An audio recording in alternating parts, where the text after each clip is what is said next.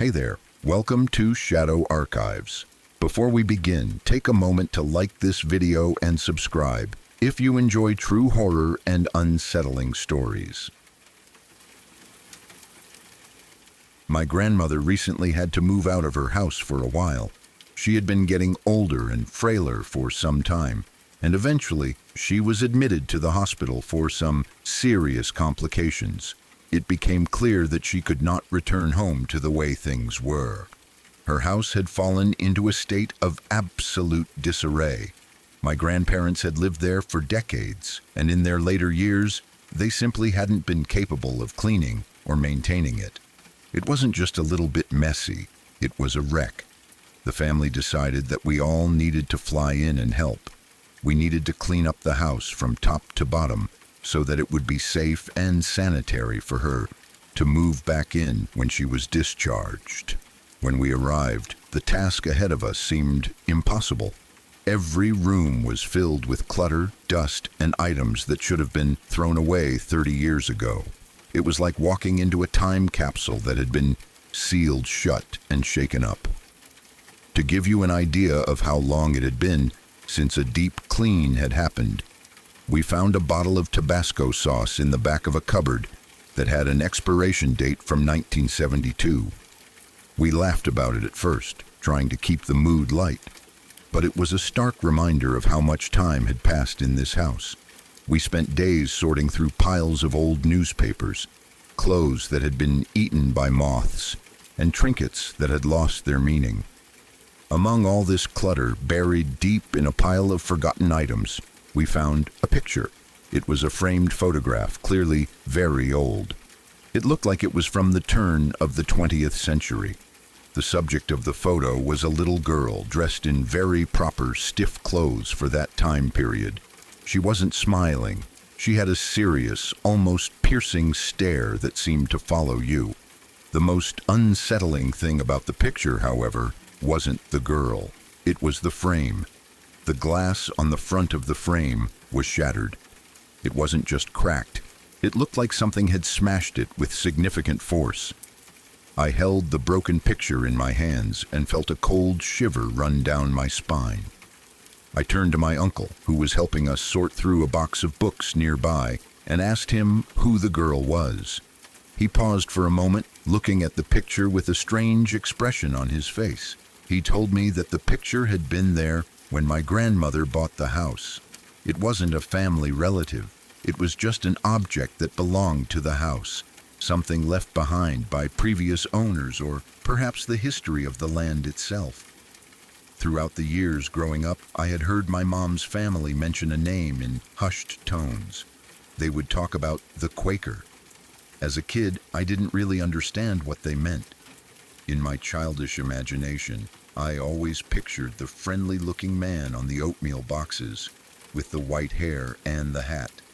It seemed like a funny, harmless nickname, but now that my brothers and I were grown up and we were standing in this dusty, shadow-filled house, my uncle decided it was time to tell us what they had actually meant all those years.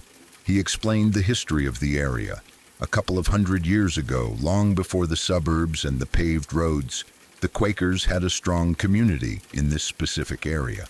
This house wasn't just any old house. It was one of the very first structures they had built. It had stood on this land for generations, witnessing births, deaths, and everything in between. The connection to the past was deep here.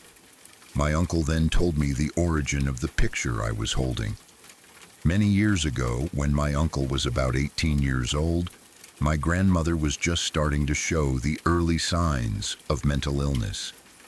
It wasn't severe back then, just little things, eccentricities that people brushed off.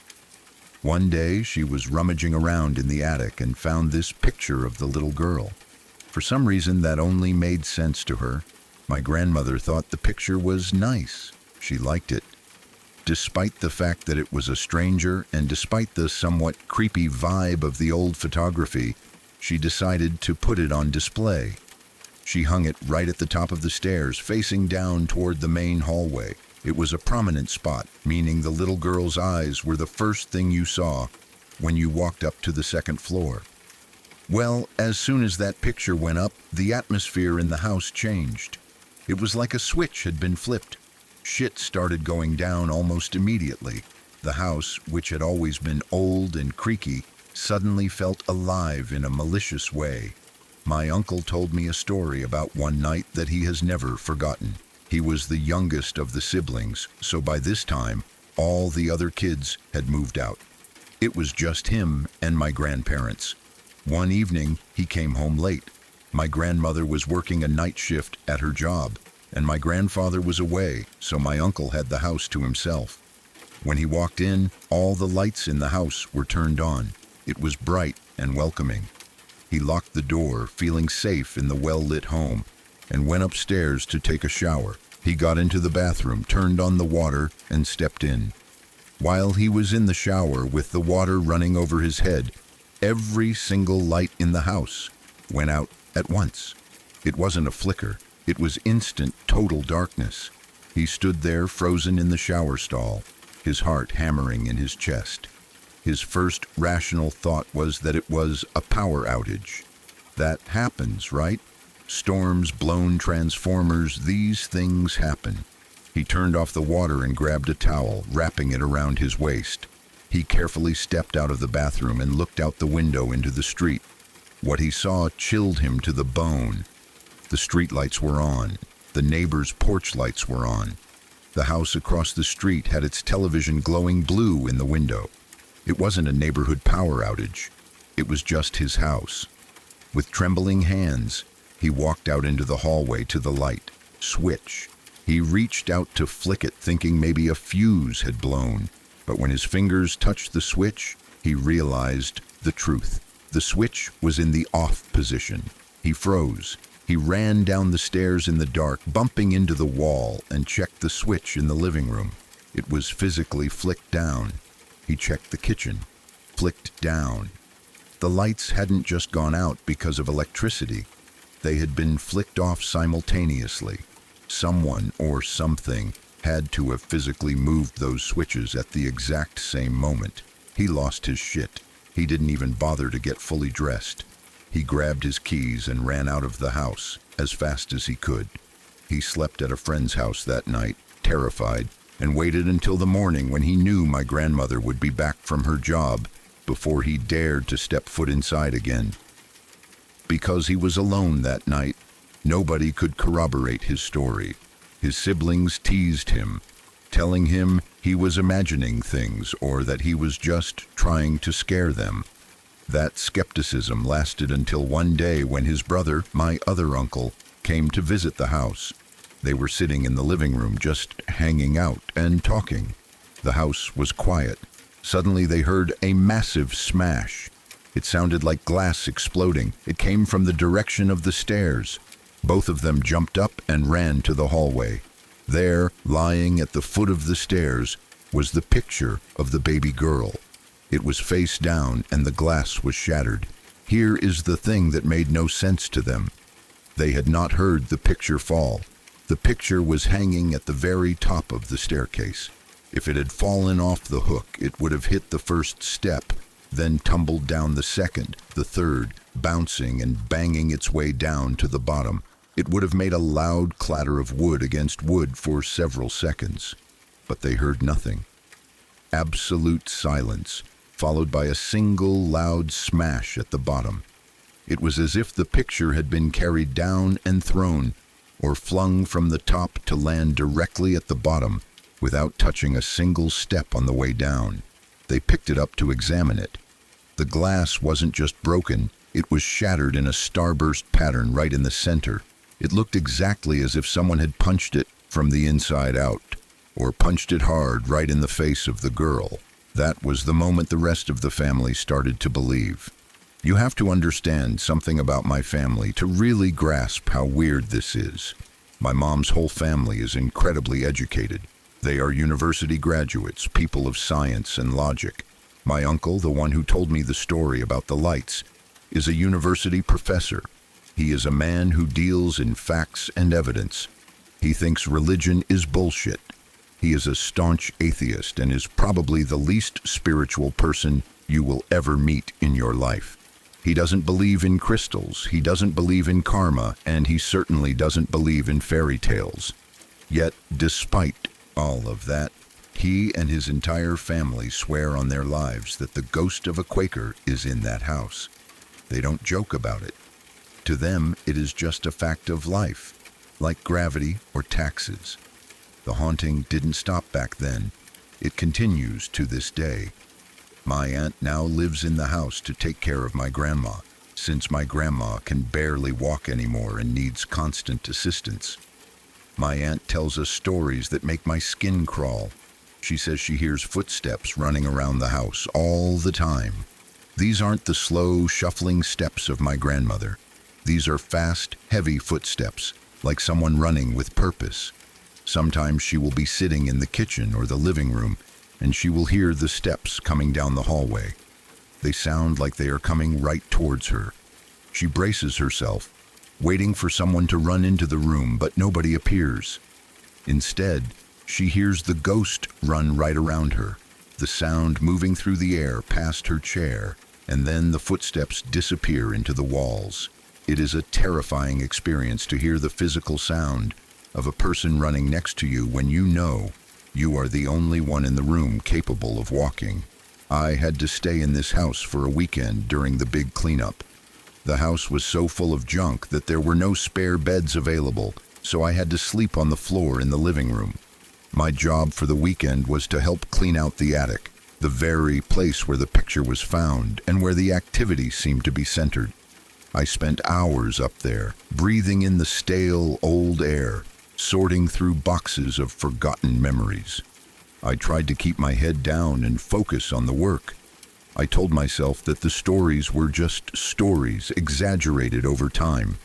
But the feeling in that house is undeniable. It feels heavy. It feels like you are being watched from the dark corners of the room. Every time I turned my back to the open attic door, the hair on the back of my neck would stand up. I kept expecting to see the little girl from the picture standing there in her stiff clothes, or to see a shadow move in the corner of my eye. I never saw anything with my own eyes that weekend. No lights flickered while I was there, and no pictures flew off the walls. But the silence in that house is loud. It presses in on you. Sleeping on the floor in the living room was a nightmare. Every creak of the floorboards sounded like a footstep. Every rustle of the wind outside sounded like a whisper. I lay there awake for hours, staring into the darkness, remembering my uncle's story about the lights going out. I kept waiting for the click of a switch. It freaked me the fuck out. I was so relieved when the weekend was over and I could leave. Even though I didn't see the ghost, I truly do believe my family's stories. You don't get a group of rational, cynical, educated adults to all agree on a ghost story unless something real happened. The fear in my uncle's eyes when he talks about the lights, the tension in my aunt's voice when she talks about the footsteps, those things are real. We finished cleaning the house as best we could. We threw away the ancient Tabasco sauce and the piles of trash. We scrubbed the floors and dusted the shelves. My grandmother moved back in, and my aunt is still there with her, living with the invisible roommate they call the Quaker. The picture of the girl is gone, thrown away, or lost in the shuffle of cleaning, but the presence remains. It makes you wonder about the history of the land we live on. We build our houses and live our modern lives with our Wi-Fi and our smartphones, forgetting that people lived and died on the same soil for hundreds of years before us. In the case of my grandmother's house, it seems the past isn't quite ready to leave. The Quakers may be gone from the area, their community dissolved into history, but in that one house on that quiet street, something was left behind. And it doesn't seem to like electric lights or pictures of little girls. I often think about that house now. I think about my frail grandmother sitting in her chair, and my aunt moving through the rooms, listening to the running footsteps. It is a strange reality they live in. Most families have secrets, but my family has a ghost. And even though I am thousands of miles away now, safe in my own home, I sometimes find myself checking the light switches before I go to bed, just to make sure they are exactly where I left them.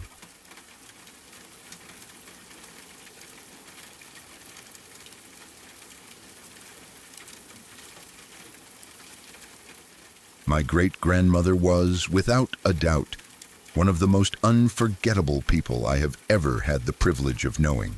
She was a fiery Scottish woman with a personality so large and vibrant that it seemed to fill up a room before she even physically walked through the doorway.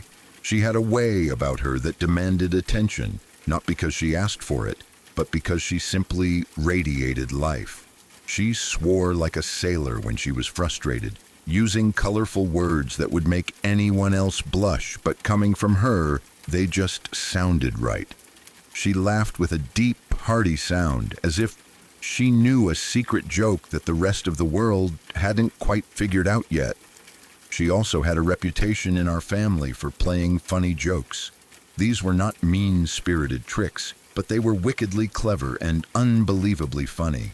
She loved to catch people off guard, and her eyes would twinkle with mischief whenever she pulled one over on us. Speaking of her eyes, they were remarkable. She had bright, piercing green eyes that seemed to light up her entire face. Even when I look at the handful of black and white photos from her youth, it is clear that she had been a stunningly beautiful woman on the outside long before any of us came into her world. However, her physical beauty was nothing compared to her spirit. She was warm, she was sharp, and she was mischievous. Her spirit was something much stronger than simple beauty, and it is what I remember most about her. One of the strangest and most consistent things about her was something she talked about for her entire life. She always claimed that she saw the numbers 1111. She mentioned it constantly, even back in the decades before digital clocks were common items in every household. It wasn't just a passing comment for her. As she grew older, her daughter, who is my grandmother, started noticing it as well. It was as if the habit had been passed down. Then my mother started seeing it. Eventually, it trickled down to me. All of us, every single day, and sometimes twice a day, would glance at a clock, a microwave, or a phone, and see 1111 staring back at us. To an outsider, this sounds like a weird coincidence. Skeptics would say it is just pattern recognition, the idea that because we are thinking about it, we notice it more. That is a logical explanation. But in our family, it became something much more than logic. It feels like a small, persistent message echoing through the generations. It was a family tradition that we did not choose, but one that chose us. It feels like a wink from the universe, or perhaps a wink from my great-grandmother herself, echoing through time. By the time I was 10 years old, my great-grandmother was living in a nursing home. I remember visiting her there clearly. It was one of those facilities that somehow managed to feel cold and sterile, no matter how high they turned up the heaters. The air always smells the same. It was a mixture of strong chemical disinfectant, the stale scent of old cigarettes from the break room, and something metallic. I always thought it smelled like formaldehyde. I absolutely hated going there. It was not because I did not want to see her, but because the whole place felt like a waiting room for death. Every hallway seemed too quiet, with only the squeak of nurses' shoes on the linoleum. Every room feels full of stories that were ending, piece by piece, fading away in the silence. But I went anyway every chance I got, because I loved her more than I understood how to say. She had been diagnosed with Alzheimer's disease by then. It was heartbreaking to watch a woman who had been so sharp and quick-witted slowly lose her grasp on reality. Her memory had become like a handful of loose threads. Some of them were still connected to the fabric of her life, but others were hanging free, blowing in random directions. She had gone fully into dementia during her last year. Most days she didn't know who anyone was. She would look at us with a blank expression that hurt more than anger ever could. Sometimes she talked to people who were not there, holding full conversations, with ghosts from her past. Sometimes she forgot she was sick and old, and she would try to get up and walk, only to collapse or cry or stare into space in confusion. Watching her fade feels like watching the light slowly dim in a house you have lived in your whole life. You know the darkness is coming, and there is nothing you can do to stop it. But even in her worst moments, even when she forgot our names, she never stopped talking about 11:11. She would say it suddenly, with a clarity that did not fit the rest of her scattered mind. She would point a shaking finger at the clock on the wall or whisper the numbers like it was a secret someone was reminding her of. My mom and grandma believed there was meaning in it. I did too. It always seems to show up at the strangest times, right when we needed a distraction or a sign. Then, late one October, she slipped into a coma. The change was sudden and final. The doctors sat us down and told us she wouldn't wake up from it. She had suffered multiple small strokes, one after another, and whatever little part of her brain was still trying to stay connected had finally shut down. She had not spoken a word in weeks. She barely responded to touch, not even a flinch when we held her hand. They told us that even if she somehow woke up, she wouldn't be herself. They said there was no significant brain activity and no possibility of recovery. We were told she was at the very end, and all we could do was keep her comfortable until she passed. My grandmother struggled endlessly with the decision to let her go. They had been inseparable for decades. My great-grandmother had lived in my grandmother's home for 20 years after her husband died. They were not just mother and daughter, they were best friends. They had been each other's constant companions and lifelines. My grandmother was not ready to lose her mother, and the grief was already eating away at her before the end had even officially come. Then came November 11th. We got the call that evening that her life signs were almost gone. Her body was still breathing, but only because of the machines. Her pulse was faint and thready. She was alive in form only, not in spirit. The nurses said it would likely be the final night. My heart broke when I heard the news. She and I had always been closer, much closer than most children are with their great-grandparents. She was the one who had given me an Oscar the Grouch teddy bear when I was much smaller. I loved that bear and carried it everywhere I went. I felt I needed to be there. I begged my mom and grandma to let me come to the nursing home to say goodbye. We arrived at the nursing home around 8 p.m. The atmosphere was different that night. The air felt heavier than usual, almost thick, as if the building itself knew what was about to happen. Her room was dim and quiet, except for the steady, rhythmic beep of the monitoring machine. We sat with her, surrounding her bed. We held her limp hands, which felt so fragile, like paper. We talked to her, told her we loved her, even though we didn't know if she could hear anything. My mother told stories from her childhood, trying to keep the mood light. My grandmother whispers memories through her tears, clinging to the last pieces of the mother she loved so dearly. And then something impossible happened. My great-grandmother opened her eyes. It did not happen sluggishly or slowly. She didn't look confused or groggy. She opened them with full awareness, wide and clear, like someone waking from the deepest, most peaceful sleep of their life. Her eyes were the same bright, stunning green I remembered from before. The sickness took hold. They were clear and focused. She looked around the room, making eye contact with us. Then she squeezed my grandmother's hand. After a moment, she smiled. It was a genuine, glowing smile that lit up her entire face, erasing the years of pain and confusion. In a voice so clear, so normal, and so alive, she spoke. She said, "It's okay, it's okay." My grandmother gasped loudly, sounding like she had been physically struck. She buried her face against her mother's shoulder, sobbing uncontrollably. My mother and I began to cry too, overwhelmed by the shock and the emotions.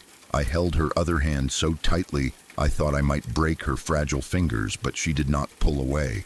Instead, She held back. She squeezed my hand with surprising strength, a reassurance that she was there with us. For a moment she seemed more alive than she had been in years. The fog of dementia has gone. The confusion was gone. She was back, just for a few seconds, to comfort us. Then the machine made a new sound. It was a long, flat tone that the doctor immediately recognized. He rushed into the room, checked her vitals, and quietly ushered my grandmother away from the bed. He took out his pen and wrote something down on her chart. She was gone. She had died peacefully, mere minutes after telling us that it was okay.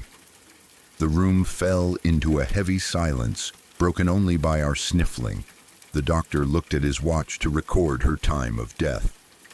It was November 11th. The time was 11:11 p.m. We all stared at the clock on the wall and then at each other.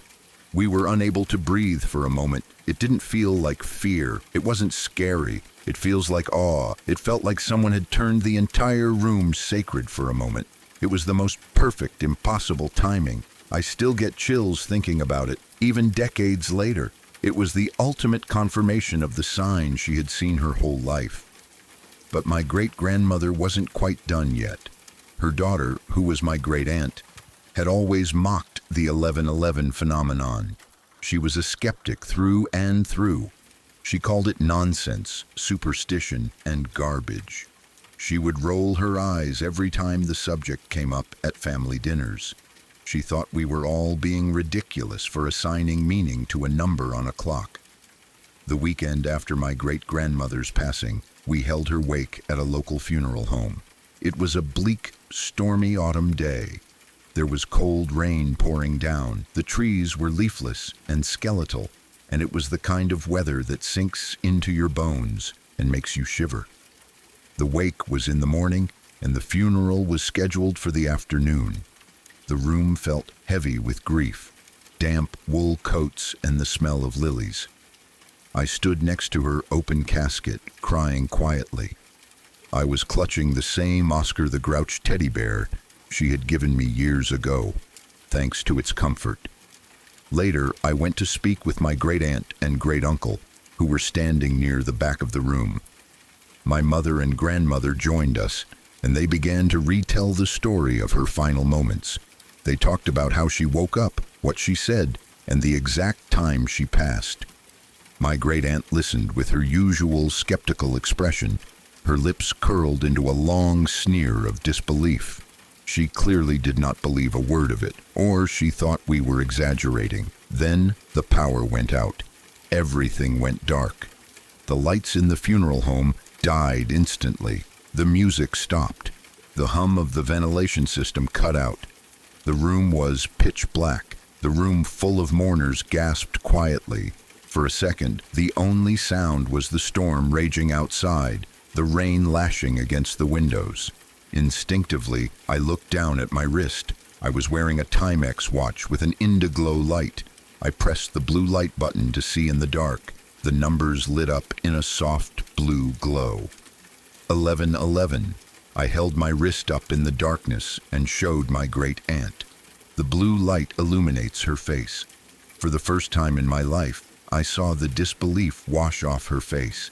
It was replaced with something else. It looked like fear, maybe. Or perhaps it was accepted. Or maybe it was the realization that she had been wrong for a very long time. She stared at the watch, then looked around the dark room, stunned into silence. She never mocked the 11:11 story again. My family tells this story all the time now.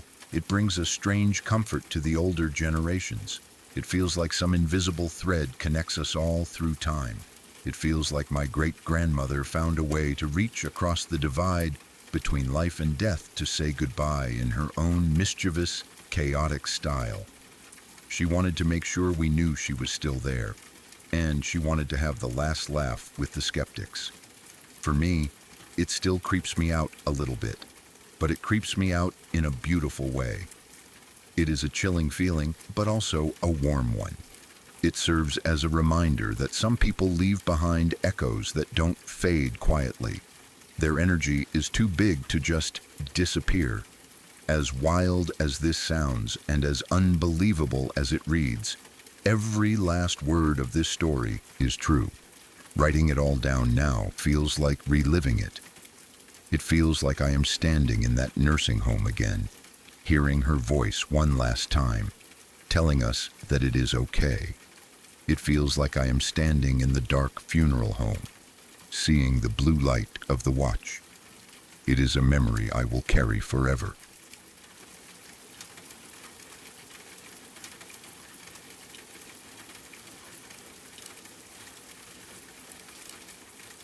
The Mental Medical Center opened its doors on January 9, 1874, a time when the world believed that isolation and quiet could somehow heal the most troubled minds.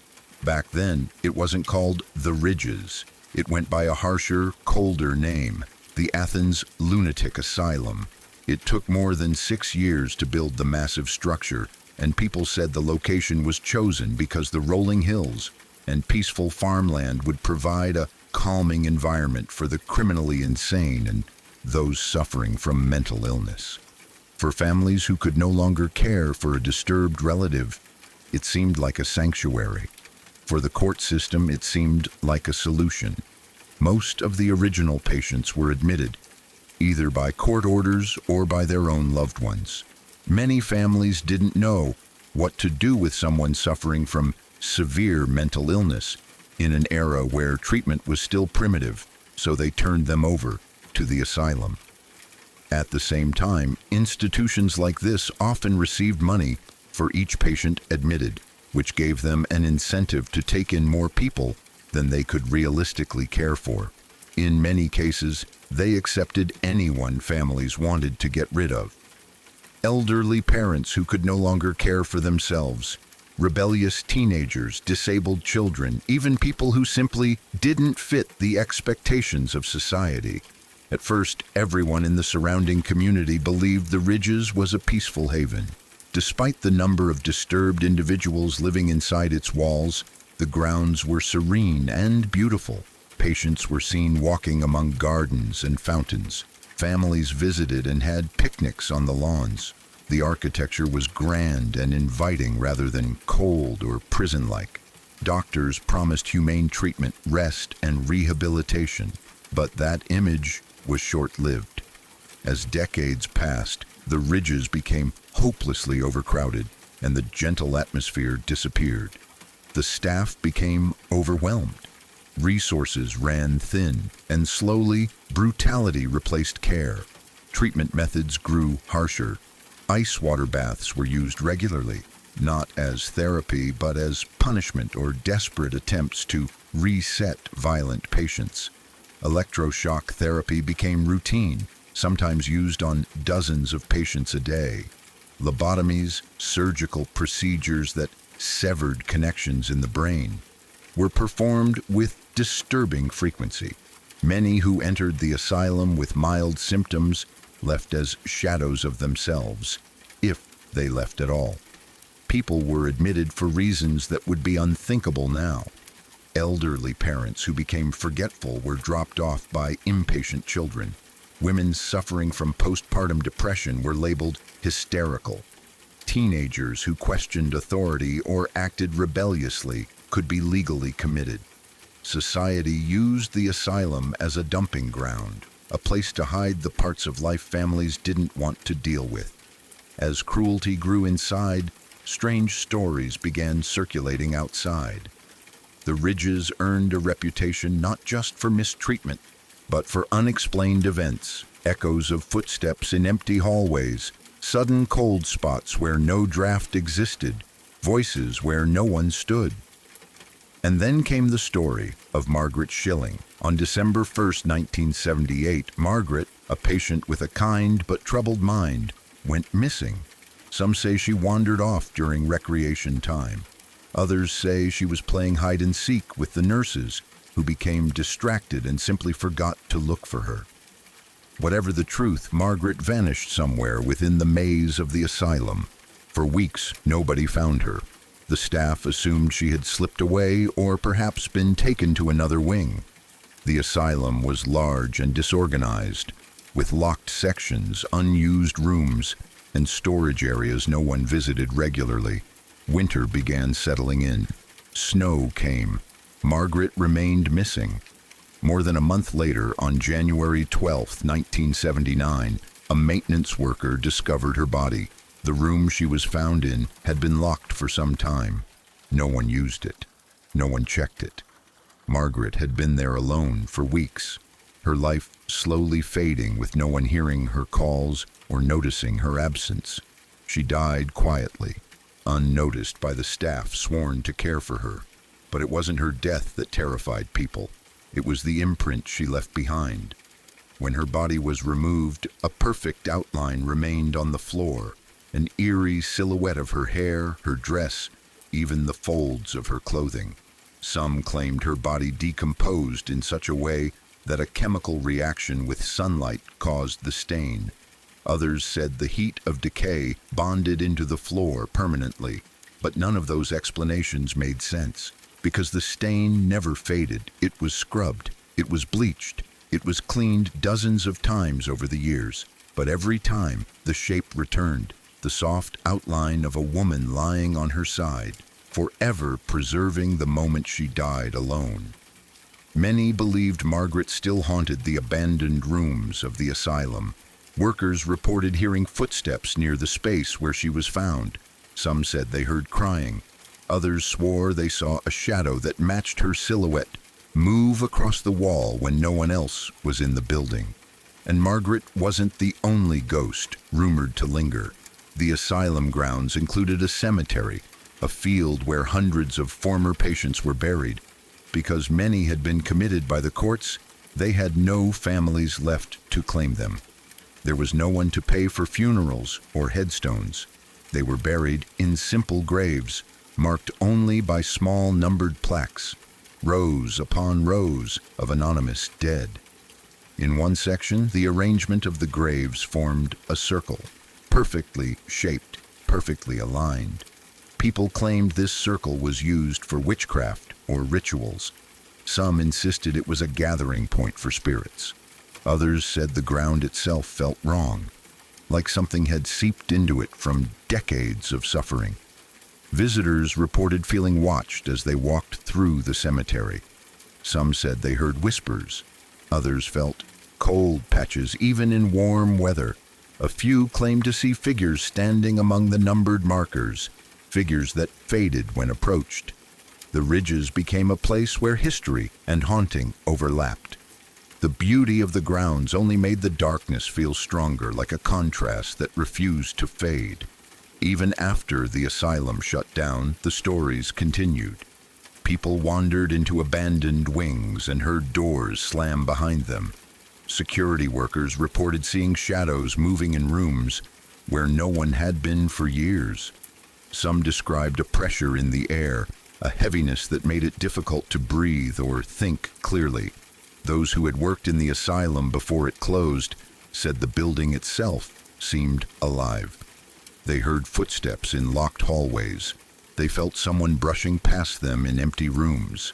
They saw figures in old-fashioned patient uniforms drifting down the corridors before disappearing behind walls. No matter how many explanations experts tried to give, architecture, airflow, imagination, none of them ever accounted for everything. Not the stain that returned after every cleaning, not the cemetery circle, not the voices, not the cold spots, not the sense of being watched. The ridges became one of those places where the past clings to the walls, a place where suffering, confusion, and fear didn't simply disappear when the doors closed. A place where the dead were buried without names, where patients lived in silence and isolation, where treatment became torment. People still visit today. Some go out of curiosity. Others go to feel the history. A few go hoping to see something supernatural. Whether or not they do, one thing remains certain. The ridges never really let go of its ghosts. And some of its ghosts, it seems, never let go of it either.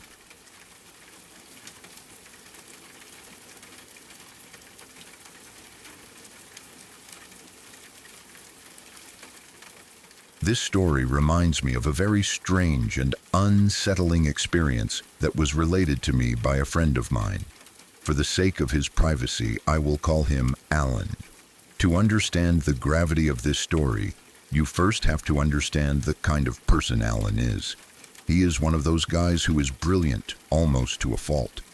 His intelligence is so high that it actually makes it difficult for him to function normally in everyday society. He sees patterns and logic where the rest of us just see chaos, and because of that, simple social interactions can be a struggle for him. He overthinks everything. He analyzes every word. But despite his quirks, he has a mind that I have always admired. After he told me this story, I honestly wondered for a moment if I should take it as a sign that he was finally losing his mind. It sounded so impossible, but then I looked at his face. I saw the genuine fear in his eyes. To this day, he still gets visibly upset if I even mention the topic. He shuts down completely. It is a memory that haunts him, not because it was a nightmare in the traditional sense, but because it felt too real to be just a dream. We were in college at the time, and we had a couple of advanced classes together. Alan was the type of student who never missed a lecture. He was obsessed with academic perfection. So when he just flat out did not show up for a lecture one Tuesday morning, it was wildly out of character for him. I sat next to his empty chair, checking my watch, expecting him to burst through the doors late, but he never came. The professor went on with the lesson, but I could not focus. I had a bad feeling in the pit of my stomach. Later that afternoon, I decided to stop by his dorm room to check on him. It was a bright, sunny afternoon, the kind of day where everyone is outside throwing a frisbee or studying on the grass, but the hallway to his room was quiet. I knocked on his door. There was no answer at first. I knocked again, louder this time. Finally, I heard the lock click. When he opened the door, it was obvious he had been in bed all day. The curtains were drawn tight, making the room pitch black except for the slice of light coming from the hallway. He looked terrible. I asked him if he was sick, maybe the flu or something, but I could already tell that was not it. He was not feverish, he was pale, he looked shaken. He did not look scared exactly. It was deeper than fear. He looked like someone who had just witnessed a car crash or seen a ghost. He looked shaken to his core, like his entire understanding of the world had been cracked open. I walked into the room and sat on his desk chair. I told him I wasn't leaving until he told me what was going on.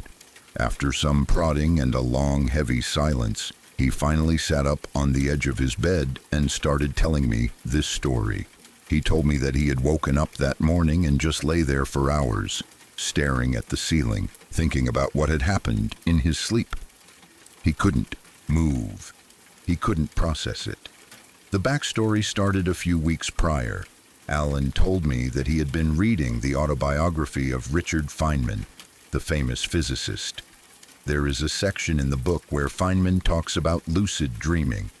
For those who do not know, lucid dreaming is the state where you are dreaming, but you become aware of the fact that you are dreaming. Once you realize it is a dream, you can supposedly take control of it. You can fly, you can change the scenery, you can do whatever you want because it is your mind. Alan, being the intellectual explorer that he is, got the idea that he wanted to try this. He became obsessed with the concept. He did serious research on it. He read papers, he looked up techniques online, and he even talked to some grad students in the psychology department who were researching sleep and consciousness. He treated it like a science experiment. For the past few days leading up to the incident, he had been having some success. He was able to recognize he was asleep and maintain that state for a few minutes. But last night, he told me, he had way too much success. His basic technique was focused on a specific object. The method he used was to think about one single object over and over again in the hour or so before he went to sleep. He would visualize it, rotate it in his mind, and think about its texture. The idea is that your subconscious will then show that object to you in a dream. Because you have been focusing on it so hard, you will recognize it. That recognition triggers your conscious brain to wake up just enough to say, "Wait a minute, I am dreaming." Then you can take control. The object he chose was an integration symbol from calculus. It looks like an elongated, stylized letter S. It was a very Alan thing to choose. So he goes to sleep.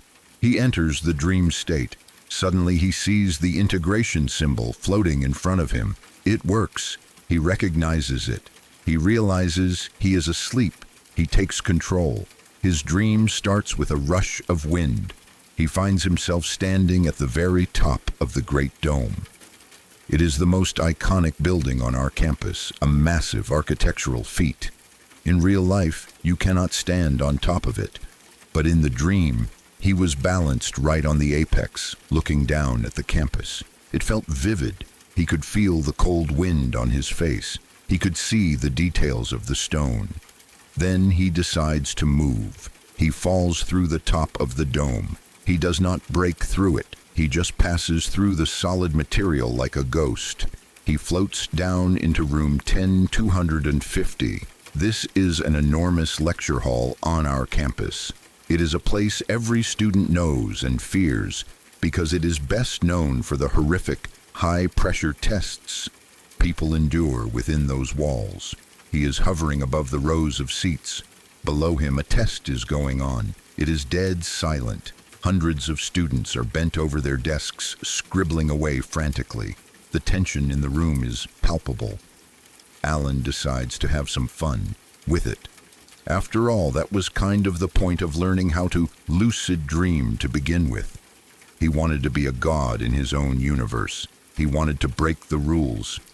He flies down from the ceiling and lands next to the teaching assistant's desk at the front of the room. He grabs the TA's laptop. He lifts it over his head and throws it as hard as he can against the brick wall. He expects an explosion of plastic and glass. He expects noise. He expects people to scream or look up. But nothing happens. The laptop hits the wall, but it doesn't make any sound. It is completely silent. None of the students notice it. No one looks up from their papers. And when he looks back at the desk, the laptop is sitting right there in front of the TA, perfectly intact. It was as if the dream simply reset itself instantly to correct his interference. He frowns. This isn't how it is supposed to work. He tries again. He walks over to a student in the front row. He grabs one of their test papers. He rips it in half, then shreds it into little pieces, throwing them into the air like confetti. But again, nothing happens. As soon as the paper leaves his hands, a new one appears immediately, seamlessly, on the desk. The student keeps writing without missing a beat. The confetti vanishes before it hits the floor. Alan starts to feel a little uneasy. He figures there are still some restraints to what he can do in his dream. Maybe his subconscious is too rigid. Maybe his brain is so used to the rules of the classroom that it won't let him break them, even in sleep. He decides to go somewhere else. He wants to get away from the test. He pushes off the ground and flies back up through the ceiling. He passes through the roof again and finds himself perched atop the great dome once more. Only this time, he is not alone. There is someone else there. Standing on the curve of the dome, looking out over the horizon, is a young man. Alan has never seen him before. This is not a friend, not a professor, not anyone from his memory. It is a total stranger. The guy is dressed casually, wearing jeans and a simple sweater. He is just standing there, hands in his pockets, apparently unaware of my friend's presence. Alan lands softly on the roof behind him. He is feeling frustrated now. The laptop didn't break. The paper didn't tear. He feels like he has no power in his own mind. He sees this dream character, this figment of his imagination, and decides to be a little malicious. It is a dream, after all. None of this is real. This person isn't real. Alan decides he is going to push this guy off the roof. He walks up behind the stranger. He braces himself. He reaches out his hands and shoves the stranger's back with all his strength. He expects the guy to tumble forward. He expects him to fall into the abyss of the dream. Only he doesn't move. When Alan goes to push him off, it is like pushing against a solid brick wall. There is no give at all. The stranger feels heavy, solid, and completely immovable. This is wrong. In a dream, things are supposed to be fluid. Nothing should feel this solid. The stranger stumbles slightly, not from the force of the push, but from the surprise of being touched. He spins around. The stranger looks at my friend. He is startled as all hell. His eyes go wide. He jumps back, raising his hands in defense. It is the reaction of a real person who has just been snuck up on. He looks at Alan as if he has seen a ghost. There is a moment of total silence on top of that roof. The wind seems to stop. Alan freezes. He stares at the stranger. The stranger stares at him. After regaining his composure, the stranger steps closer. He looks my friend right in the eyes. His expression is not one of a dream character. It is not blank or vague. It is confused, terrified, and angry. The stranger leans in and frantically, breathlessly whispers a question. It was the last thing Alan heard before he woke up. Gasping for air, clutching his chest, covered in cold sweat in his dark dorm room. The stranger whispered, "What are you doing in my dream?" Alan sat there in his dorm room, recounting this final moment to me, and I saw his hands trembling. He looked at me with desperate eyes, waiting for me to tell him it was just a nightmare. But the way he described it, the solidity of the man, the genuine shock on the stranger's face, it didn't sound like a nightmare. Usually, when you interact with characters in your own dream, they act according to your expectations. If you attack them, they fight back or flee. If you talk to them, they say nonsense or things you already know. They don't react with genuine autonomous shock, and they certainly don't claim ownership of the reality you are standing in. Alan stopped experimenting with lucid dreaming after that. He threw the book away. He stopped doing the visualization exercises. He tried his best to forget the face of the man in the jeans and sweater. But the question lingered. It hung in the air between us in that dorm room, and it still hangs in the air whenever I think about it. If Alan was the one dreaming, why couldn't he control anything? Why did the world reset itself when he tried to change it? And why was that man so solid? The implication that terrified Alan was simple. He wasn't the dreamer, he was the intruder. He had projected his consciousness out, looking for a dream to control, and he had accidentally stumbled into someone else's. He was a ghost haunting someone else's mind. And that stranger on the roof wasn't a figment of Alan's imagination. He was a real person, somewhere out in the world, having a dream about standing on a roof, only to be terrified by a phantom figure trying to push him off. We never talked about it again after that day. Alan graduated at the top of our class. He went on to do great things in his field. He is still brilliant, still socially awkward, and still successful. But sometimes when we are hanging out and the conversation lulls, I catch him staring off into the distance with a look of unease. I wonder if he is afraid to close his eyes. I wonder if he is afraid that he might drift too far again and end up in a place where he doesn't belong, facing a stranger who knows he shouldn't be there. It is a story that makes you question the nature of sleep. We assume our dreams are private, locked rooms inside our own heads. But Alan's story suggests that maybe the walls aren't as thick as we think they are. Maybe if you push hard enough, you can fall through the ceiling of your own mind and land in someone else's. And that is a terrifying thought to keep you awake at night. Sorry to interrupt. If you're new here, I'd appreciate it if you subscribe to Shadow Archives for daily true horror content that will haunt your dreams and keep you wondering what lurks in the shadows. And don't forget to tap the notification bell so you never miss a new story when the darkness calls out to you. When I look back at my freshman year of college, I remember the excitement of newfound freedom, the stress of exams, and the long drives back to my hometown. But more than anything, I remember the fear. It was a specific kind of fear, the kind that settles in the pit of your stomach and makes you question your own senses. At the time, I was dating a guy from my hometown.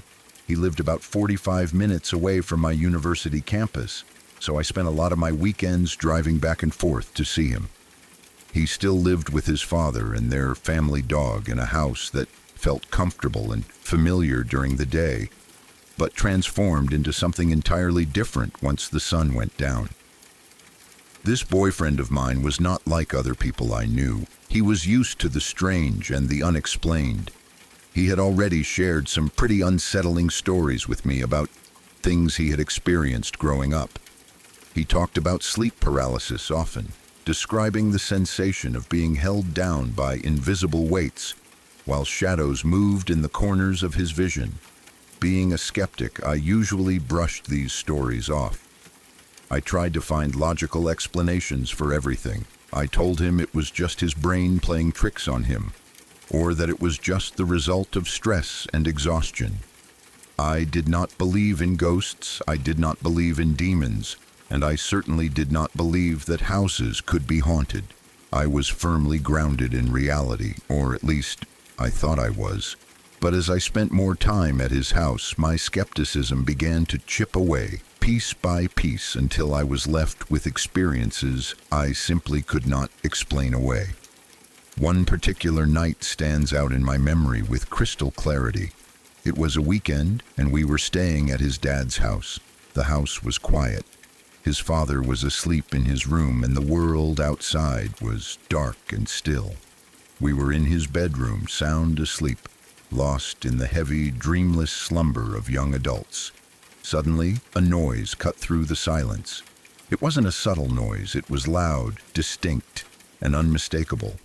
We both woke up at the exact same moment, our eyes snapping open in the dark. We lay there, frozen, listening. It sounded exactly like the back screen door opening. It was a specific sound, the metal latch clicking, the rusty hinges squealing, and the heavy thud of the door hitting the frame. Then we heard footsteps.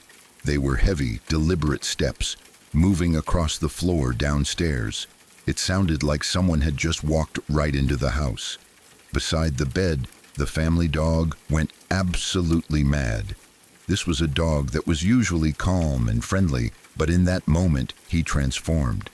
He was standing at the closed bedroom door, the hair on his back standing straight up. He was barking ferociously, a deep, guttural growl that vibrated through the room. He wasn't barking at a squirrel or a car passing by outside.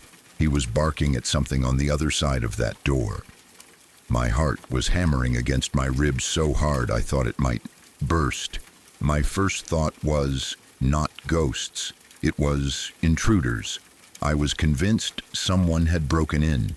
My boyfriend, fully awake now, reacted instantly. He reached under the bed and grabbed a handgun he kept there for protection. The look on his face was serious. He signaled for me to stay put, to stay quiet. I pulled the blankets up to my chin, terrified, listening to the heavy footsteps downstairs. He opened the bedroom door and stepped out into the hallway, the dog rushing out past him. I listened as he slowly descended the stairs. I could hear the floorboards creaking under his weight. I held my breath, waiting for a shout, a struggle, or the sound of a gunshot. I imagined the worst-case scenarios: a burglar, a violent criminal, someone who wanted to hurt us. The minutes he was gone felt like hours. I strained my ears, trying to hear what was happening downstairs. After what felt like an eternity, he came back up the stairs. He walked into the room, looking confused and unsettled. He lowered the gun and shook his head. He told me that no one was there. He had checked every room. He had checked the kitchen, the living room, the back entryway. The back screen door, which we had both clearly heard open and slam shut, was locked tight. The main door was bolted. The windows were all closed. There was absolutely no sign of forced entry. Nothing was out of place. The house was empty, silent, and secure. We sat on the edge of the bed trying to process this. We had both heard it. The dog had heard it. The sounds had been as real as the bed we were sitting on. We eventually went back downstairs together to check one more time, just to be sure. We checked the locks again. We looked in the closets. We even looked outside. There was nothing. The silence of the house felt heavy, oppressive, as if the house itself was holding its breath. The next morning, under the safety of sunlight, we asked his dad about it. We asked if he had gotten up in the middle of the night for a glass of water or a midnight snack. He looked at us with genuine confusion and said, no. He had been asleep the entire night. He hadn't heard the door, he hadn't heard the footsteps, and he hadn't heard the dog barking. It didn't make sense. How could two people and a dog hear a break-in that never happened, while the person in the next room slept through it all? That was the first time I realized that maybe, just maybe, logic didn't apply here. On another occasion, the strangeness escalated from sounds to physical sensations. We were asleep in his room again, weeks later. The night started normally, but it ended in terror. I woke up because the world was shaking. I don't mean I was shivering. I mean the room felt like it was moving. It felt like an earthquake.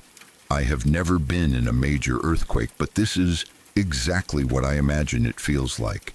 The bed was vibrating, the walls seemed to be humming, and there was a deep, low rumble that I could feel in my bones.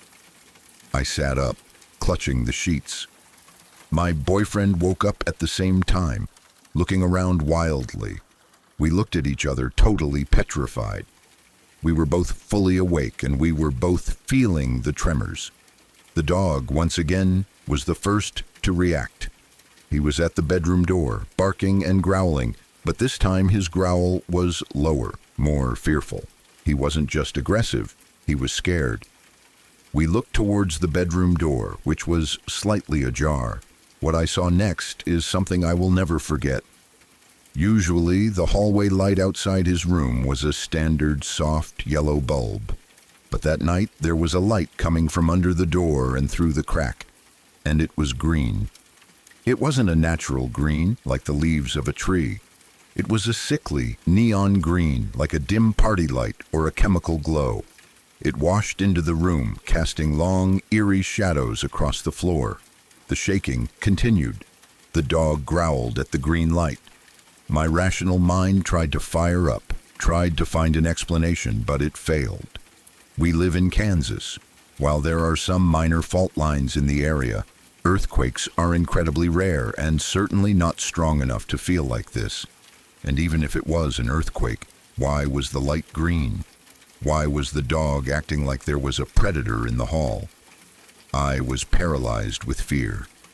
I remember pulling the covers over my head, hiding like a child, wishing for it to stop. I don't remember if my boyfriend got up to investigate that time. I think he might have been just as scared as I was. We stayed in that bed, riding out the tremors until they eventually faded away into stillness. When the morning came, everything was normal. The hallway light was back to its standard white bulb. There were no cracks in the walls, no items fallen off the shelves. We asked his dad immediately if he had felt the earthquake. We expected him to say yes, that maybe a truck had hit the house or something. But once again, his dad had felt nothing. He looked at us like we were crazy. I checked the news. I checked the local reports. There were no earthquakes recorded in Kansas that night. I tried to tell myself it must have been a heavy truck driving by on the highway. But that explanation didn't hold water. His house was miles away from any main roads where big semi-trucks would travel. It was on a quiet residential street. There was no physical reason for the house to shake, and there was certainly no explanation for the green light. It remains one of the most bizarre experiences of my life. Eventually, my boyfriend moved out of his dad's house. He got a place with a roommate, a duplex in a different part of town. I thought that maybe by leaving that house, the weird occurrences would stop. I thought maybe it was the house that was the problem, but I was wrong. It seemed that whatever was happening was attached to him, not the building. I went to visit him at his new place one afternoon. It was a normal day. I walked up to the front door and rang the doorbell. I waited, expecting my boyfriend to open the door with a smile. Instead, the curtain on the window moved. I saw his roommate peeking out. I waved, but he didn't wave back. He just stared at me. Then I noticed his hand. He was holding a large kitchen knife. A cold shiver went down my spine. This wasn't a horror movie. This was real life. Why was he holding a weapon? He finally unlocked the door and opened it slowly. He didn't say hello. He just stood there staring at me with a look of pure exhaustion and paranoia. He looked like he hadn't slept in days. He was still clutching the knife tightly in his hand. I hesitated on the porch, not wanting to step inside with someone who looked so unstable. He stared at me for a few more seconds, as if trying to figure out if I was real. Then, without a word, he lowered the knife, turned around, and walked up the stairs to his bedroom, closing the door behind him. I hurried inside and went straight to my boyfriend's room. I found him sitting on his bed. I asked him, "What on earth is wrong with your roommate?" He answered the door with a knife. My boyfriend sighed, running a hand through his hair. He looked tired, too. He explained that for the past few weeks, they had been dealing with something maddening. The doorbell had been ringing on its own. It wasn't just once or twice. It was constant. It would ring at all hours of the day and night. Ding dong. They would go to the door, open it, and no one would be there. Ding dong. They would check outside, check the bushes, check the street, empty. It happened so often that the roommate had started to lose his mind. He became convinced that someone was messing with them. Someone was stalking them. He had started carrying the knife for protection because he was terrified that one time he would open the door and the invisible prankster would finally be there. When he saw me, he was just reacting to yet another ring, expecting a ghost, and finding me instead. There were so many other little things that happened while I dated him. Objects moving, cold spots, feelings of being watched. We have kept in touch over the years, and even now he tells me that he still experiences these things. It seems to follow him wherever he lives. He can move to a new house, a new city, or a new state, and eventually the activity starts again. We have spent a lot of time trying to figure out why. Why him? Why does this energy cling to him like a shadow? We think it might have something to do with his heritage, or perhaps something specific that happened to his father when he was a young man. There is a story his dad told me once, a story that feels like the origin point of all this darkness. His dad grew up in the same area, a place with a lot of local legends. One night, back when he was young and reckless, he and his buddies decided to go to a notoriously haunted cemetery nearby. In our area, there are certain places you just don't go, and this cemetery was at the top of the list. It was rumored to be a gateway to hell, a place where evil resided. His friends dared him to do something foolish. There was an old abandoned church or house on the property. The details are a bit fuzzy, but the fear is not. They dared him to enter the building and walk down the basement stairs into the dark. Being young and full of bravado, he agreed. He wanted to prove he wasn't scared. His dad told me that he opened the door to the basement. It was pitch black. He began to descend the stairs, one by one, into the complete darkness. As he went down, the air changed. It became heavy and thick, and then the smell hit him. He said it smelled horrible, not just like mold or old dust, but like rotting meat, sulfur, and decay. It was the scent of death. He kept going, trying to hold his breath, and then, from the bottom of the stairs, in the absolute dark, a voice spoke to him. It wasn't a demonic growl. It was worse. It was the voice of his dead grandmother. He recognized it instantly. But what terrified him the most was that she called him by his family nickname. It was a private name, one that only his close family knew, one that strangers or friends wouldn't know. The voice came from the darkness, clear as day. "Turn around," she said. "Turn around and leave, now." He didn't wait to be told twice. He turned and scrambled up those stairs as fast as he could, bursting out into the night air, terrified out of his mind. He never went back. But sometimes I wonder if he brought something back with him that night.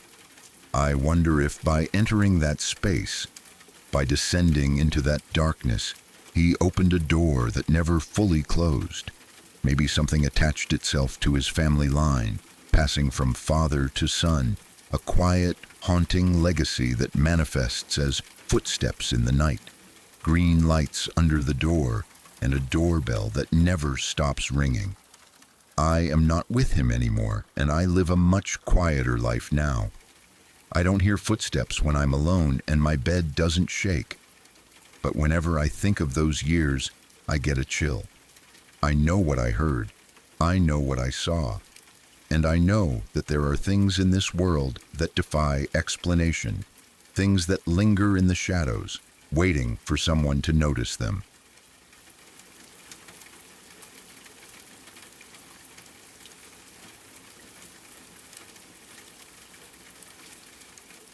There's a strange little glitch in the human brain that a lot of people have experienced but don't really talk about.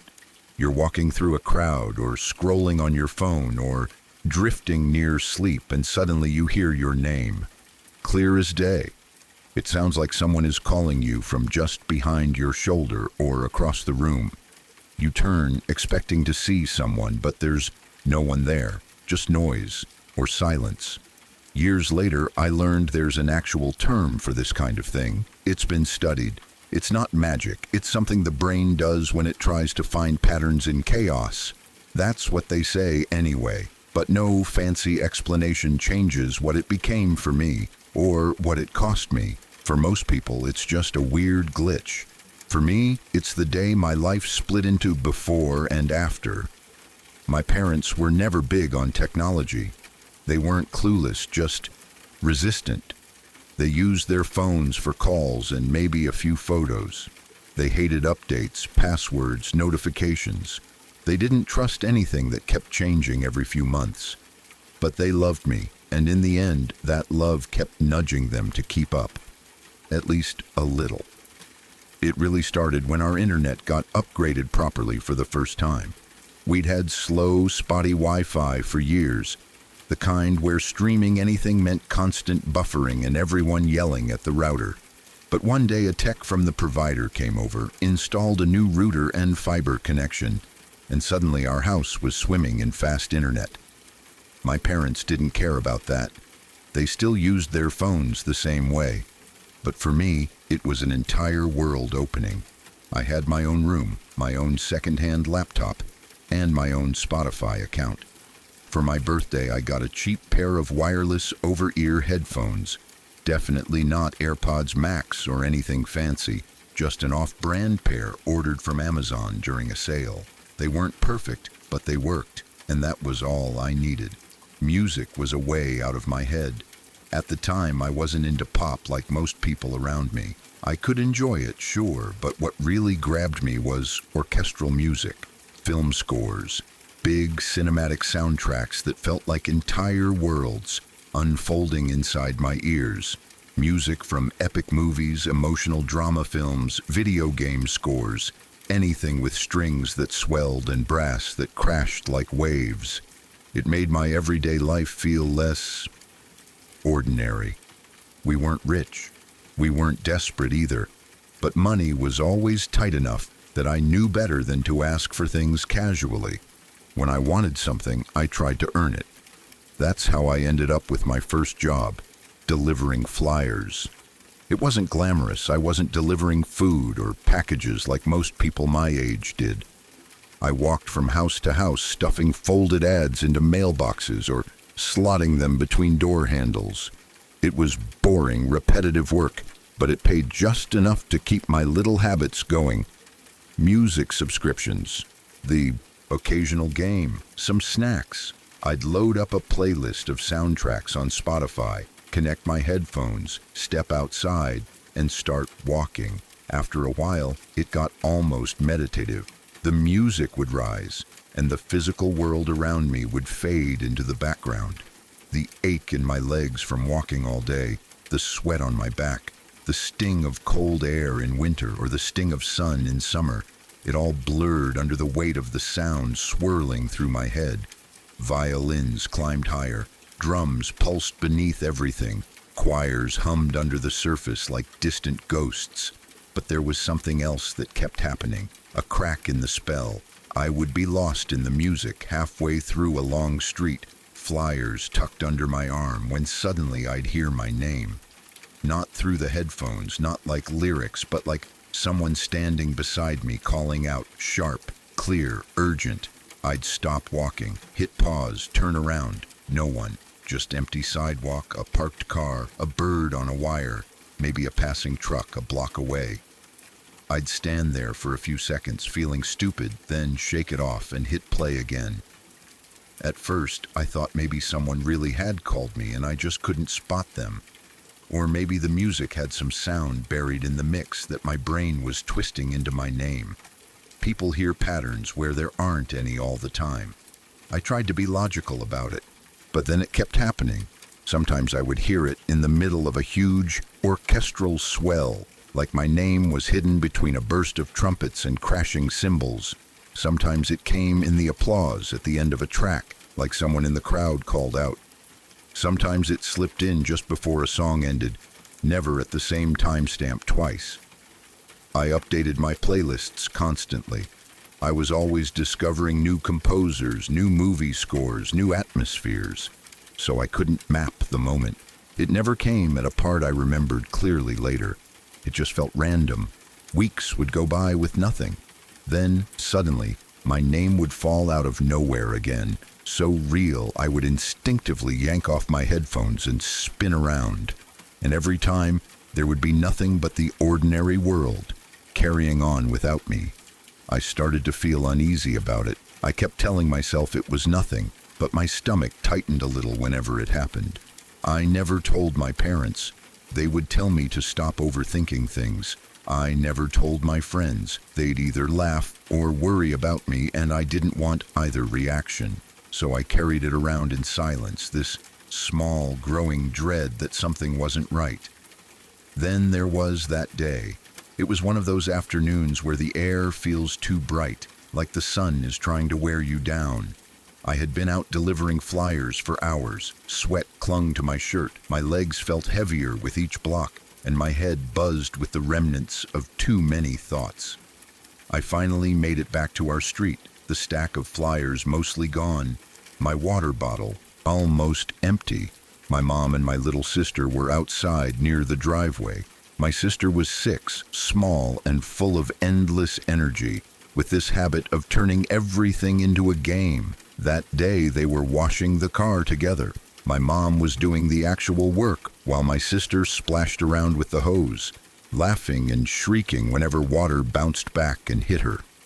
They looked up when I reached the house. My mom studied my face for half a second and saw everything. Tiredness, heat, that heavy feeling you get when you've pushed yourself too far. "You look exhausted," she said. "Go lie down for a bit. I'll bring you something cold to drink." That sounded like the best idea in the world. I mumbled a thanks, dropped my bag inside, and walked over to the hammock we had strung between 2 posts in the yard. It wasn't fancy, just an old fabric hammock, but it held me, and that was enough. I lay down, feeling all the tension in my body sink into it. My mom went inside, probably to get iced tea or juice. The sound of water splashing and my sister's laughter faded into the background. I put on my headphones. The familiar connection sound chimed softly. My phone screen lit up with Spotify still open. I didn't think too hard about what I picked, just tapped on one of my orchestral playlists, hit shuffle, and let it play. The music started quietly, a rising pattern of strings that slowly grew fuller. My eyes closed on their own. The sun warmed my skin. A breeze brushed across my face. For a few minutes, everything narrowed to sound and sensation. The rest of the world slipped away. The street, the car, even my own house.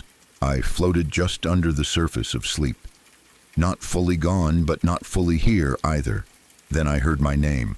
My whole body flinched, my muscles tightening as if they wanted to jump up. But I made myself stay still. I pressed my eyes shut, even tighter. This again, I thought. It's just that thing, that glitch. Ignore it. It's fine. The music kept playing, a flush of brass, a roll of timpani, violins sliding upward. My name again. This time it came sharper, more insistent. I swallowed, my heart starting to pick up. I tried to focus on the instruments, on the rhythm, on the melody. I told myself it was in my head. I told myself I didn't have to react every time. Then it came again, and again. 4 times. 5 times. Almost in rhythm with the music, like my name had become part of the score, stitched into the rise and fall of the orchestra. My throat went dry. It didn't feel random anymore. It didn't feel like my brain misfiring. It felt like someone trying very hard to be heard. I couldn't take it. I opened my eyes. It felt like the world snapped into focus all at once. The street, the sunlight, the driveway, the car, the hose lying on the ground, water pooling where it leaked. For a heartbeat, everything was normal. And then my gaze slid to the road in front of our house. My sister was lying on the asphalt. She was face down, her arms dragging at the ground, her legs twisted in ways that made my stomach turn. Her hip area looked wrong, crushed, like something heavy had rolled over her and kept going. Her little shirt was smeared with dirt and blood. Her face was scraped and raw, her nose bent at an angle that shouldn't exist. Tire marks streaked the road near her, but there was no car anywhere in sight. Whoever hit her hadn't stopped. The music in my headphones didn't matter anymore. I ripped them off without even bothering to pause anything.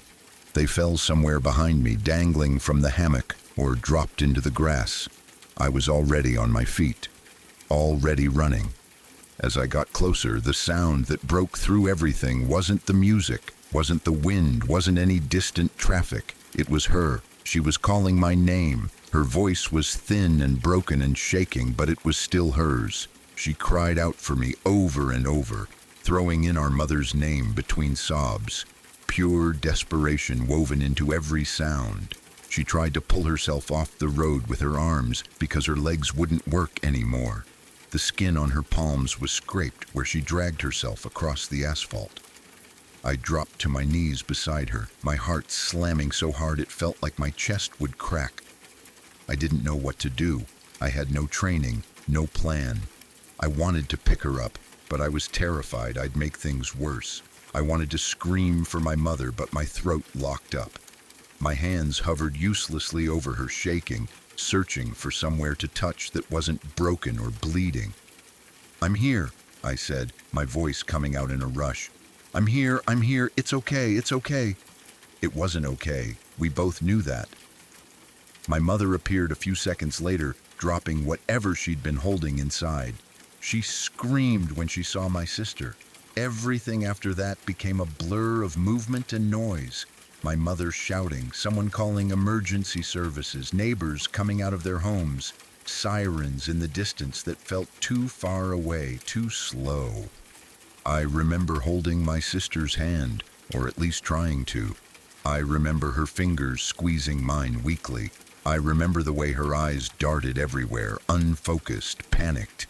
She didn't make it to the hospital. She died in the ambulance. People always talk about how quiet a room feels after someone dies, but they don't talk about how loud your own head becomes. Everything in me screamed, and there was nowhere to put that sound. My parents never had to say they blamed me. I could see it in the way they looked at me, or sometimes refused to look at all. I was the older one. I was supposed to watch her. I was supposed to hear her when she needed me, not when it was too late. I blamed myself more than they ever could. That hasn't changed. Time moved forward whether I wanted it to or not. The internet got faster again. Phones got smarter again. Apps changed their icons and layouts. Entire platforms rose and fell. I kept collecting music. Now my library wasn't just playlists, it was full discographies, complete works from composers I admired, albums I'd never had the time or courage to fully explore. Some songs I listened to over and over, letting them numb me out. Some songs I avoided entirely because they reminded me of things I couldn't bear to think about. But I never got rid of that playlist, the one I'd been listening to the day she died. Somewhere on my phone, on my laptop, in the cloud, it stayed. Years passed. Seasons rolled over each other. Birthdays came and went with a little less color than they used to have. My parents and I learned how to talk around the memory without stepping directly on it. My sister stayed 6 years old in my mind, no matter how old I got. One winter evening, when the air outside was sharp and cold and the house felt oddly hollow, I was sitting alone in my room. Snow tapped softly against the window. My phone was in my hand, thumb scrolling through endless songs, albums, playlists. I didn't know what I wanted to listen to. Everything either felt too empty or too heavy. Without really planning to, I searched for that old orchestral album, the one from that day, the one that had been playing when I heard my name again and again, the one that wrapped itself around the moment I walked from the hammock to the road and saw my sister on the ground. I found it. My heart sped up, an old reflex waking up inside me. I put on my headphones, the nice pair I'd eventually saved up for. I took a deep breath, like someone about to dive into cold water. Then I tapped play. The first track started. The sound was cleaner now than it ever had been back then. Better equipment, better streaming quality. But beneath that polish was something old, something I recognized instantly. The melody moved forward, patient and deliberate. I closed my eyes. My chest felt tight. My fingers curled slightly into my palms, but I let it play.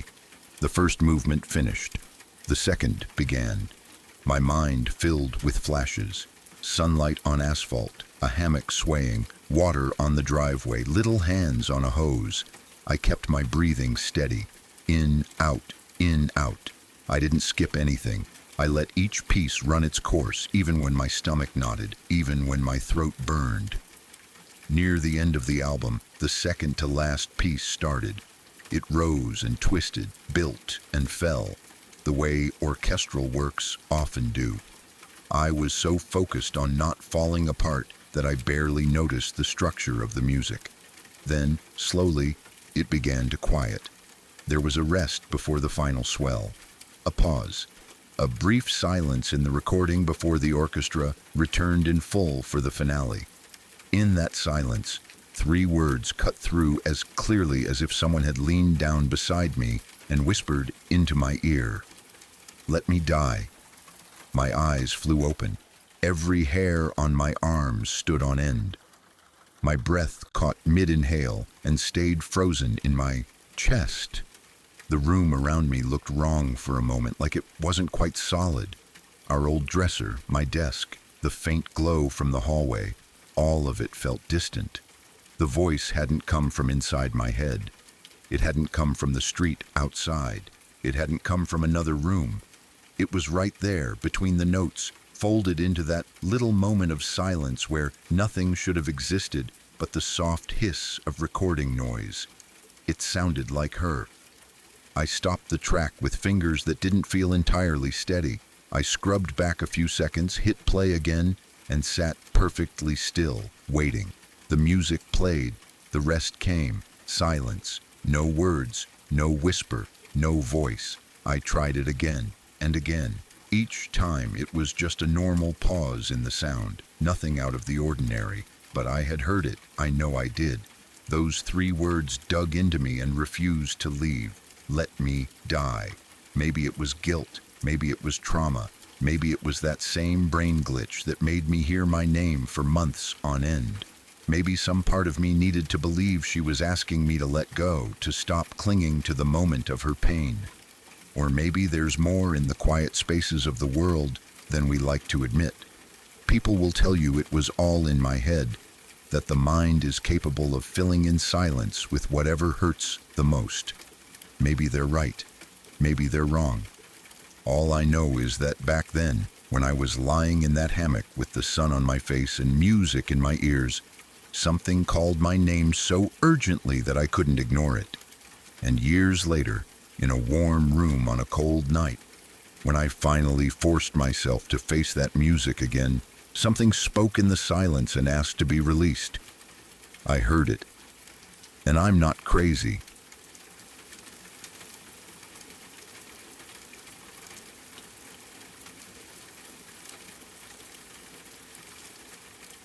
I don't remember my exact age anymore, but I know it had to be sometime in the mid-'80s, because He-Man toys were everywhere back then.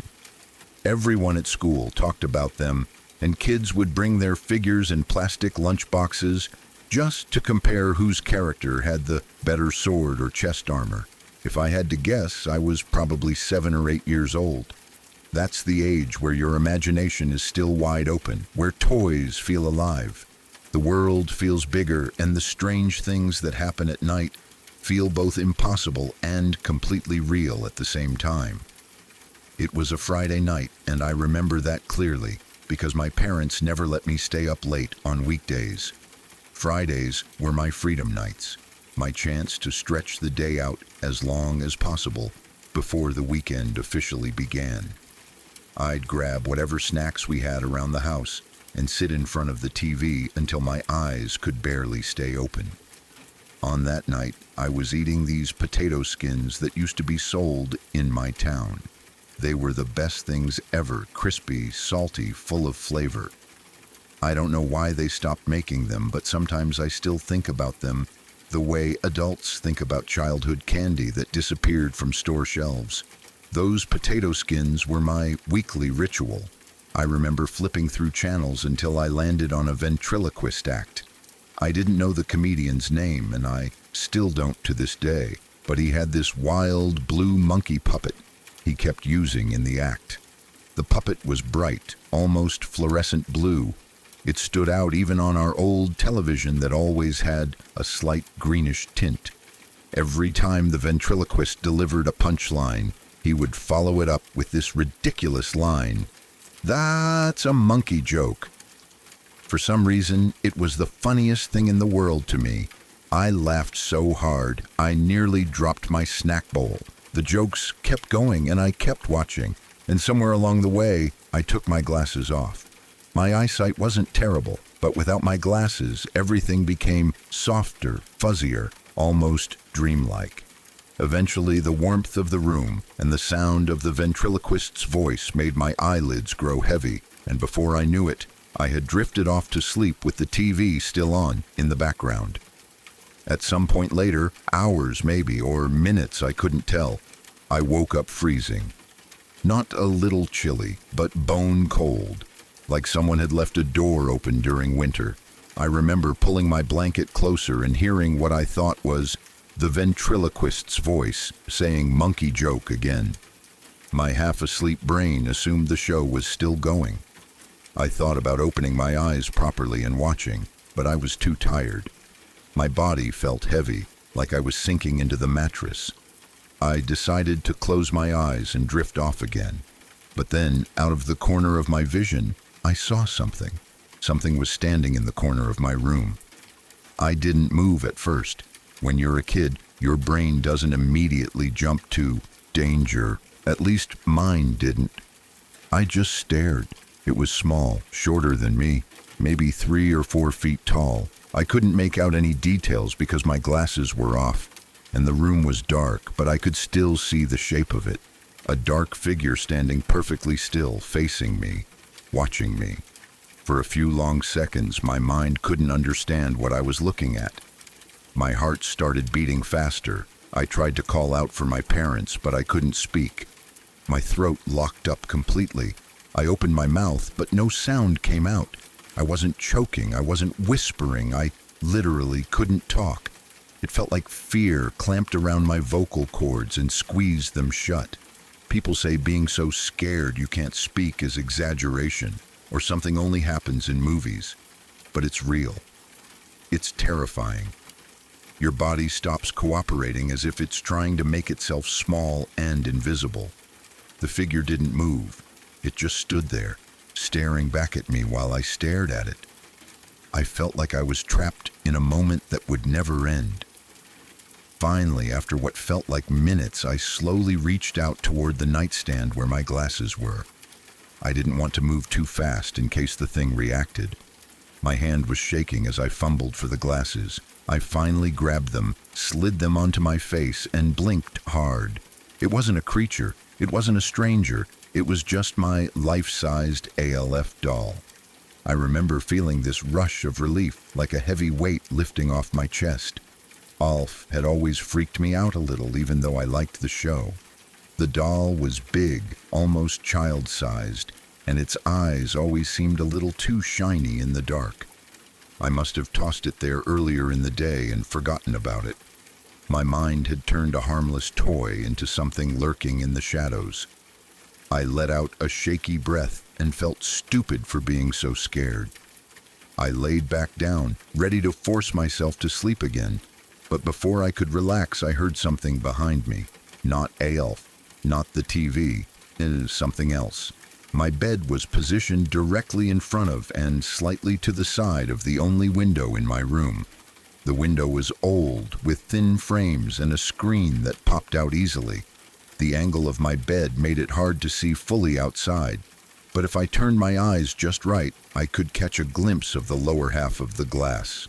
I turned my head slightly. Someone was there, not inside, not fully visible, but someone was standing outside my window, staring in at me. Their eyes were the first thing I saw, just the upper part of a face peering over the bottom of the windowsill. Eyes staring right at mine. My entire body went stiff. All the cold I'd felt earlier suddenly made sense. The window wasn't closed. It was wide open, letting icy night air spill into the room. My voice came back to me in a rush of terror. I screamed as loud as I possibly could. I didn't take my eyes off the person at the window for even a second. My heart hammered violently against my ribs. The face squinted slightly, as if adjusting to the brightness inside my room. Then I saw a hand rise up and grip the edge of my windowsill. He was climbing in. The moment felt like it stretched forever. I was frozen, too scared to move, too scared to run. But then I heard footsteps in the hallway, my mom's voice calling my name. The person at the window must have heard her too. They slowly lowered themselves back down, their eyes never leaving mine until the very last second, before their face disappeared below the windowsill. Not a sound, not a rustle, not even footsteps, just gone. My mom burst into the room while I was still shaking. I told her everything, the open window, the cold air, the eyes staring at me, the person trying to climb in. I tried to explain exactly what I saw, but I don't think my parents fully believed me. They thought maybe I had left the window open earlier, or maybe I had a nightmare. Kids imagine things. That's what parents believe. But they didn't ignore me completely. They let me sleep in the living room that night. My dad stayed up playing Nintendo to keep me company while I tried to calm down. His presence made the house feel safe again, at least temporarily. The next day passed quietly. My parents acted like everything was normal, though I caught them glancing toward my room a few times. But later that weekend, my dad went into the backyard to rake leaves, and I heard him shout for my mom. She went outside, and I followed, even though they told me to stay inside. Lying near the back fence was the window screen from my room. It hadn't fallen. It wasn't bent like it had been pushed from the inside. It was tossed there, as if someone had ripped it out and discarded it before opening the window. Seeing it made my stomach twist. all the doubt my parents had tried to plant in my mind vanished. Someone had been there. Someone had gotten close enough to reach inside if they had wanted to. And worse, I realized something else. If my ALF doll hadn't been standing in that corner, if I hadn't reached for my glasses out of fear, if I had just rolled over and gone back to sleep like I almost did, I never would have noticed the open window. I never would have noticed the eyes watching me. I never would have woken up in time to scream. Whoever was there might have climbed inside while I was sleeping. Sometimes, even now as an adult, that thought still sends a cold shiver through me. People always talk about monsters in closets or shadows in corners, but nobody prepares you for the possibility that the real monster might be standing outside your bedroom window in the middle of the night, watching you sleep, waiting for the moment you don't wake up. And the scariest part is that the only reason I survived that night, if surviving is even the right word, was because my stupid ALF doll scared me first. If it hadn't, I would have gone right back to sleep. And I don't know what would have happened after that.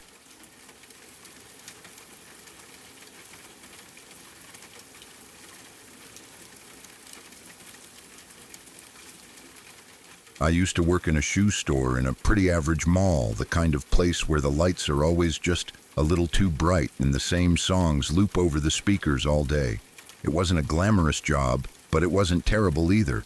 I got used to the smell of new shoes, the constant sound of squeaking soles on tile, and the steady stream of people trying on sizes and leaving the boxes in the wrong places. After a while, you stop noticing the background noise and just move through the motions. What I didn't get used to so easily was the stockroom.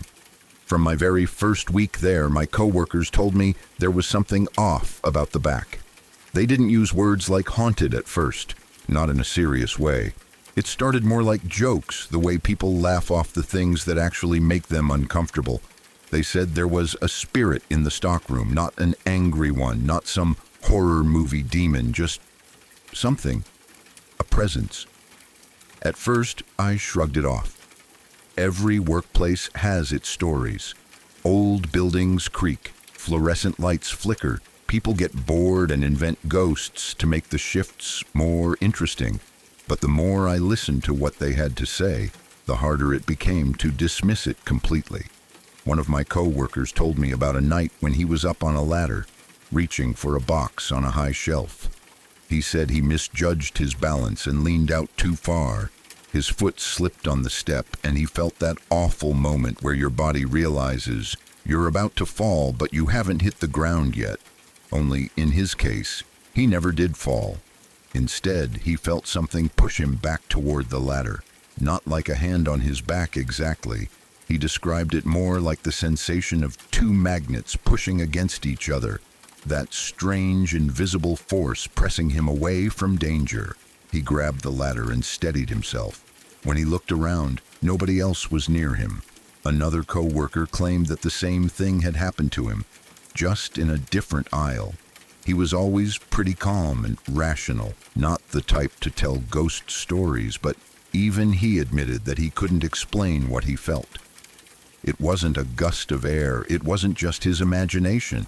It was that weird, unmistakable pressure, like something had shoved him or repelled him back to safety. After a while, everyone who worked there just quietly agreed that there was someone in the stockroom, not a person we could see, but something that seemed to watch over the place in its own way. It didn't feel evil. If anything, the stories made it sound protective. That didn't make it less creepy. Most nights, especially near closing, there would only be two of us left in the store. The mall would start to empty, and the noise from the halls would die down to a dull murmur. We'd lock the doors, turn customers away with apologetic waves, and start the usual closing routine, cleaning up displays, counting the cash in the drawers, logging the numbers into the binder, and restocking shelves so things looked neat for the next morning. One particular night, it was just me and my coworker Caesar scheduled to close. I remember that night more clearly than most. The mall was already quiet when we locked the doors. Outside the gate, the last few people were drifting past, heading toward the exits. Inside the store, the overhead lights reflected off the rows of polished shoes, making the place look almost too clean, too staged, like a fake storefront in a movie set. I was at the front counter counting out the registers, the coins and bills laid out in careful stacks. The store had a system. We had to count the drawers, fill out the paperwork, and double-check everything in a thick binder that lived in the back. Caesar was in charge of the actual closing tasks in the store, like straightening displays and refilling shelves. He was in and out of the stockroom a lot, moving back and forth with boxes in his arms. At one point, while I was filling out the nightly paperwork, I saw him come out of the stockroom. From where I stood behind the counter, I had a clear view of the middle of the store. I watched him walk out, step over to the metal sock rack we kept near the front, and kneel down in front of the lower tier. That rack always held a mix of socks, no-show ankle, crew, and someone always had to refill the bottom hooks because customers grabbed from there and never put things back properly. I glanced down at the page I was writing on, saw that I needed the binder we kept in the back, and called out, "Caesar, mind grabbing the notebook from the back?" I meant the big binder where we filed the nightly reports and printed out sheets. It was always sitting on a shelf just inside the stockroom door. He didn't answer. That wasn't unusual at first. Sometimes people tuned out when they were focused on something or they had their music in. I waited a second and then called out again, "Caesar?" Still nothing. I frowned a little. It was weird that he didn't at least grunt in response. Thinking he was messing around or maybe just listening to his iPod or something, I raised my voice. "Caesar, notebook, please." This time, a voice answered right away from behind me, from the direction of the stockroom. "Sure, just a sec." I froze for a second because that didn't line up with what my eyes had seen. I had just watched him walk out of the stockroom and kneel by the sock rack. I could still see the shape of someone kneeling there in my peripheral vision. My brain tried to catch up. I turned slowly, half expecting to see nobody in front of the sock rack after all. But the figure was still there. At almost the same time, I heard footsteps behind me.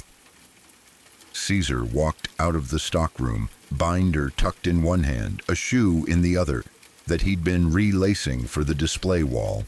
He looked completely normal, like he'd been in the back the whole time. I felt a weird kind of vertigo, like reality had slipped sideways for a moment.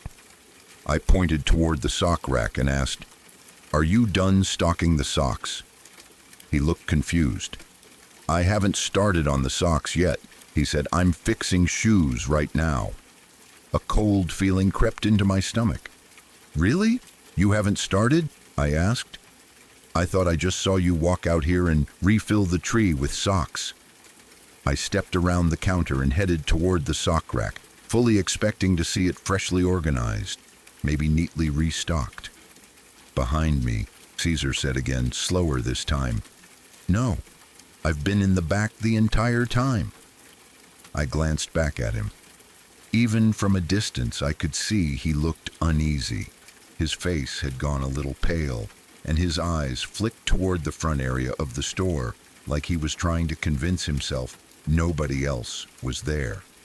The two of us understood something without saying it out loud. I had seen someone. I had watched what I thought was him walk out, kneel down, and start restocking, and that couldn't have been him. I opened my mouth to say, "Really?" because I swore I saw you walk out here and kneel behind. I never finished that sentence. Before I could get the words out, a loud booming sound erupted from the stockroom. It came in bursts, heavy and fast, like something huge slamming into metal or concrete over and over. The sound stretched on long enough to feel like 15 seconds, but later I realized it couldn't have been more than 5. Time does strange things when you're scared. The last sound was the worst. A crashing noise, sharp and metallic, like a large aluminum ladder, tipping over and bouncing off a concrete floor. The echo of it bounced around the store and then cut off abruptly, leaving a terrible, thick silence behind. Caesar and I locked eyes. We both knew for a fact that no one else was in the store. We had checked before closing the doors. The front gate was shut. The mall was almost empty. There was no one in the stockroom, but something had just happened back there. Something big enough to knock over, whatever it was. Neither of us moved at first. It was like we were two kids frozen in place, hoping that if we didn't move, nothing worse would happen. Finally, we both knew we had to check it out, whether we wanted to or not. "Did you hear that?" I asked, even though it was a stupid question. "Yeah," he said quietly. "Yeah, I heard it." We walked to the back together, moving slowly. I let Caesar walk half a step in front of me, not brave enough to lead and not wanting to be too far behind either. We turned the corner into the stockroom, our shoulders tensed, expecting to see someone standing there, or something broken, or maybe nothing at all. What we saw instead made my skin crawl. An entire row of shelves, the kind made of metal beams with multiple levels stacked with shoeboxes, had been completely cleared. Not the shelves themselves. They were still standing, perfectly straight, not bent or collapsed. But every single box that had been neatly arranged on those shelves was now on the floor. We're not talking about a few boxes slipping off the edge. We're talking about several hundred shoe boxes, each weighing about 3 pounds, scattered across the floor in a messy, chaotic pile. Boxes had been thrown far enough that they landed in the middle of the aisle and beyond. Lids had popped off some of them. Shoes were half out of their boxes. It was as if something had swept along the shelves with force, knocking everything off but leaving the structure untouched.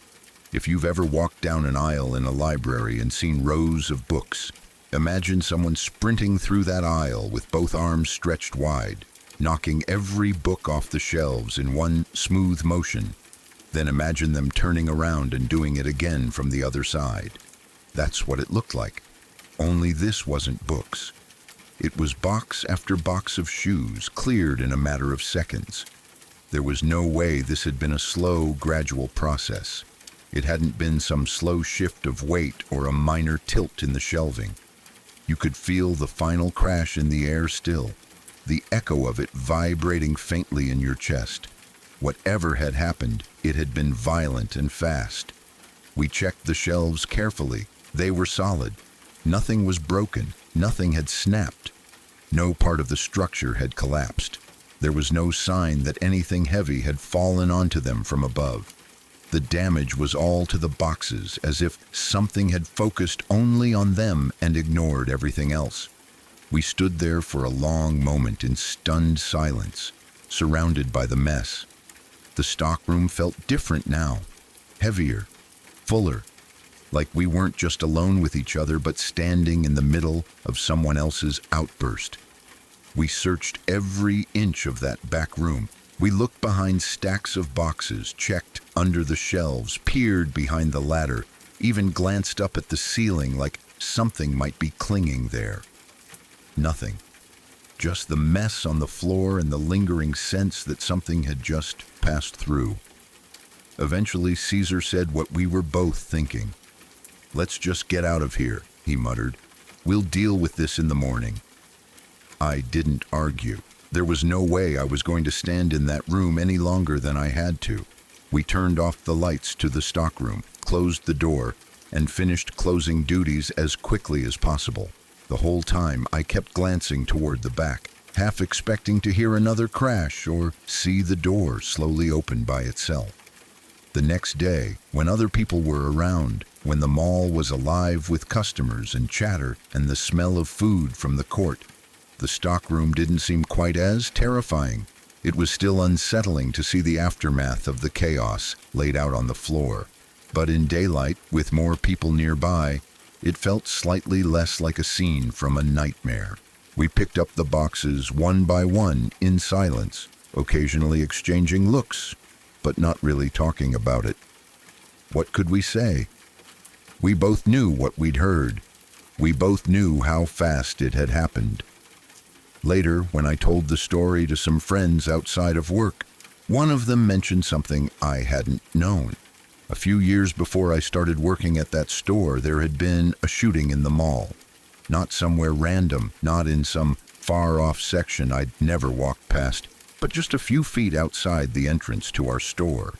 They weren't totally sure whether anyone had died, but there had definitely been an incident, panic, people running, someone bleeding. I thought about the stories of the invisible push on the ladder, the feeling of being shoved away from danger without a hand touching you. I thought about how I saw Caesar where he wasn't, how something mimicked his presence out on the sales floor. I thought about the row of boxes violently thrown from the shelves in seconds, as if something had snapped. I don't know who or what is in that stockroom. I don't know if it's tied to the shooting or to some other event nobody talks about. I don't know if it's protective, angry, restless, or all of the above. All I know is that on that night, in that store, with only me and Caesar inside and the metal gate locked, something wanted us to know it was there. And after that, every time I walked into the stockroom alone, I couldn't shake the feeling that someone else was walking in with me.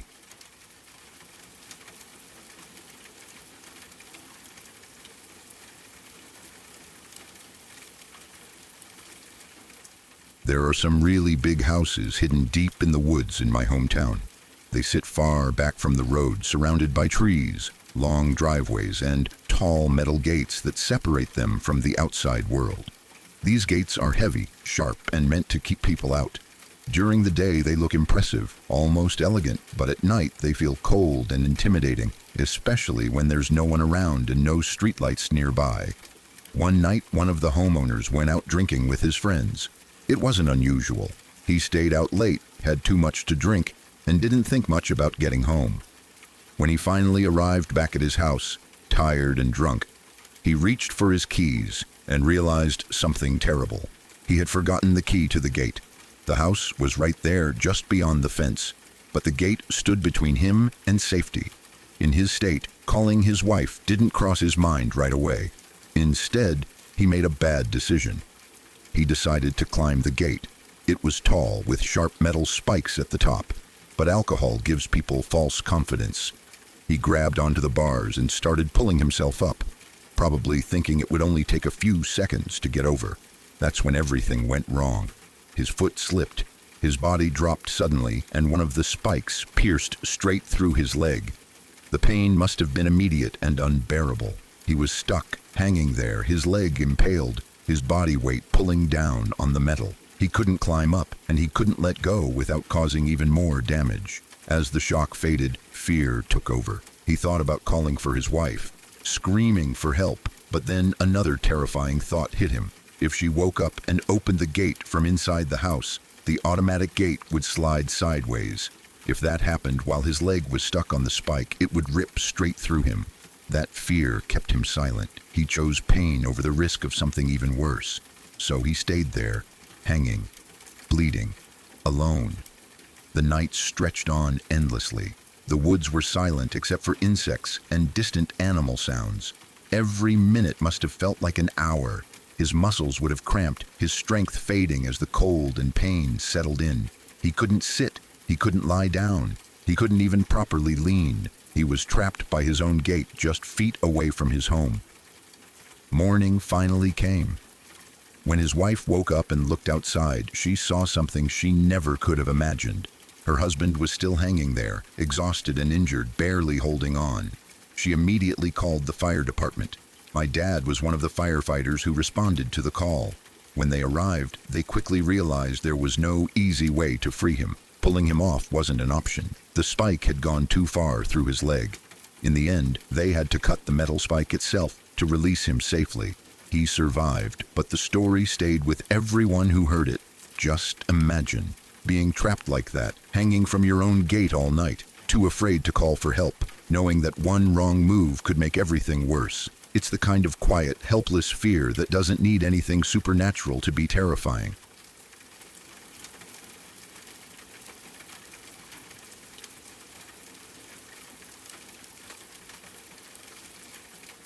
If you're still here, it means these stories didn't just pass through you, they stayed.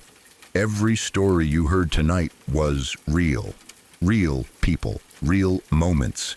And in every one of them, something went wrong, or almost did. If you want to keep exploring the stories that don't let go so easily, subscribe to Shadow Archives, because there are more stories waiting, and not all of them end before it's too late.